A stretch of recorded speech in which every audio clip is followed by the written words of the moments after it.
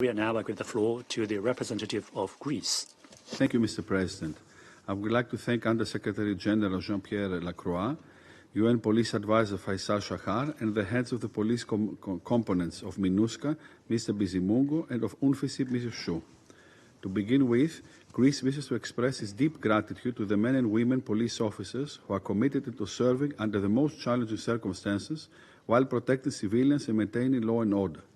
At the same time, we honor the memory of all those who have lost their lives in the line of duty. Mr. President, United Nations peacekeeping is one of the most effective tools available to the UN in the promotion and maintenance of international peace and security. The United Nations police are an essential component of peacekeeping. I wish to outline a few key points of importance for my country.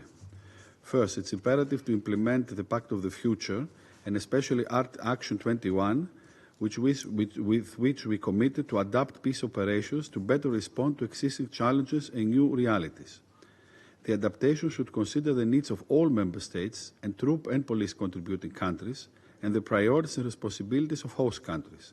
Peace operations can only succeed when political solutions are actively pursued and they have predictable, adequate, and sustained financing.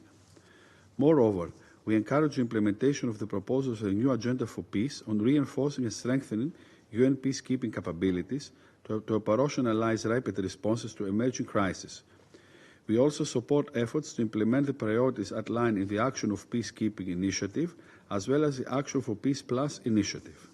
Secondly, we echo all those believing that the UN police have an important role to play in protecting civilians as part of the engagement with the local population. Police contributing countries should ensure that the personnel they deploy are adequately trained, including with regard to protection operations. Thirdly, UN police role for the improvement of the host state's police capabilities in a way that it can ensure the safety of its citizens can be crucial. In particular, UN police can support capacity building programs and promote gender parity within host states' police. We call the Council to support the relevant efforts of all those missions. Mr. President, we value the briefing provided by Mr. Zhu, Senior Police Advisor to UNFICYP. UNPOL is working in cooperation with UNFICYP military and civil affairs components as part of the three-pillar concept, contribute to the maintenance and restoration of law and order in the buffer zone in Cyprus. Police officers deployed in UNFICYP need to possess a good knowledge of the local conditions with the ability to evaluate the implications of economic, political, cultural, and historical sensitivities in the region. We thank them for the service. Mr. President, it is our belief that UN policing can more effectively integrate women's empowerment into a host country's development by implementing the Women, Peace and Security agenda. This can be achieved in particular by financing and actively supporting women's participation and leadership for peace, by ensuring safe participation, and by ensuring broader gender responsiveness in peace processes and peace agreements, especially in the respective mediation context. Mr. President, in concluding, let us not forget that the ultimate objective of UN peacekeeping is to achieve durable political solutions to conflict, something that requires a unified political support of member states and particularly of the Security Council.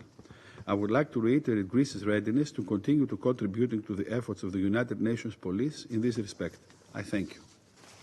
Okay. I thank the representative of Greece.